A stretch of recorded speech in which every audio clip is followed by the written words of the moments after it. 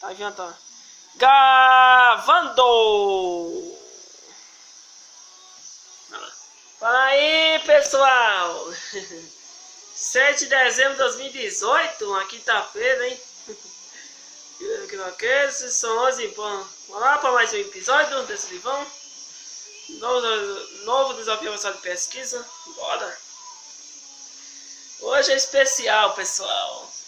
Presidência de Juscelino Kubitschek, 1956 a 1961. No dia 31 de janeiro de 1956, o país assumiu a presidência da República, mais um presidente eleito pelo voto popular. Muitos esperavam o povo do governante que em Minas Gerais havia dado o povo da descrescida atividade, chegava ao comando da nação.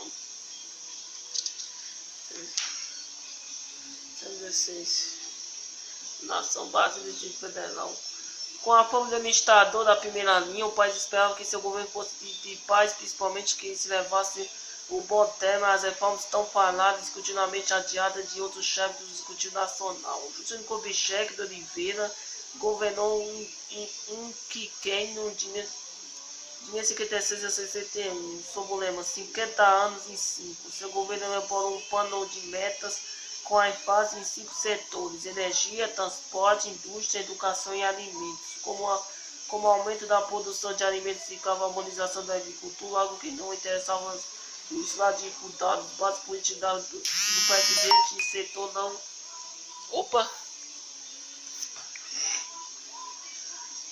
Esse setor não alcançou as metas propostas. Outro aspecto negativo de sua administração foi o déficit público, pois a despesa superava a arrecadação, sendo um dos motivos os gastos com a construção da nova capital. A solução foi emitir papel moeda corrente, aumentando a taxa inflacionária.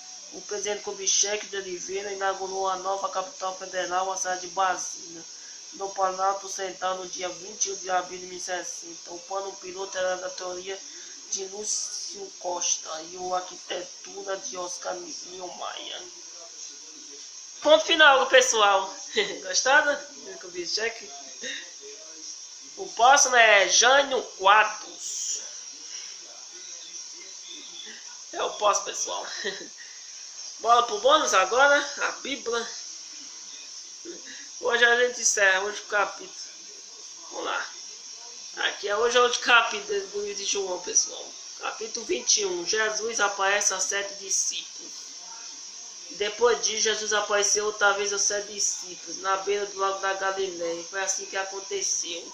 Estava junto Simão Pedro e Tomé, chamado Gêmeo, Natanael, que era de Canaã da Galileia, o se dizer Bebeu, e mais 2 discípulos. Simão Pedro disse aos outros: eu vou pescar, nós também vamos pescar com você, disse eles. Então foram todos subindo no barco, mas naquela noite não pescaram nada. De manhã, quando começava a calar, Jesus estava na palha, porém eles não sabiam o que ele era. Então Jesus perguntou: moço, vocês pescam alguma coisa? Nada, responderam eles. Joga a rede da direita do barco, que vocês já são peixe. Então disse Jesus: e jogando a rede de lago, depois já não conseguiram puxar para dentro do barco por causa da grande quantidade de peixe que havia nela. Aí o discípulo que Jesus amava disse a Pedro: é o Senhor Jesus? Quando Simão Pedro ouviu dizer que era o Senhor, vestiu a capa, pois havia tirado a roupa e se jogou na água. Os outros discípulos foram no barco puxando a rede com os peixes, pois estavam somente a uns 100 metros da praia. Quando saíram do barco, viram ali uma pequena fogueira com alguns peixes em cima das bases e também havia pão. Então Jesus disse: traga alguns peixes que vocês acabaram de pescar. Aí Simão Pedro subiu no barco e arrastou a rede para a terra. Ele estava cheio com 153 peixes grandes. Aí mesmo assim não se respeitou. Jesus disse: venha comer. Nenhum deles tinha coragem de perguntar quem ele era, pois sabia que era o Senhor. Então Jesus veio, perguntou o pão e deu a eles, e fez a mesma coisa com os peixes. Foi esta a terceira vez que Jesus, depois de ter sido ressuscitado, apareceu aos seus discípulos. Jesus e Pedro. Quando eles acabaram de comer, Jesus perguntou a Simão Pedro: Simão, filho de João, você me ama mais do que estes outros me amam? Sim, o Senhor sabe que eu te gosto, Senhor. Respondeu ele. Então Jesus disse: tome conta das minhas ovelhas. E perguntou pela segunda vez: Simão, filho de João, você me ama? Pedro respondeu: sim, o Senhor sabe que eu te Senhor.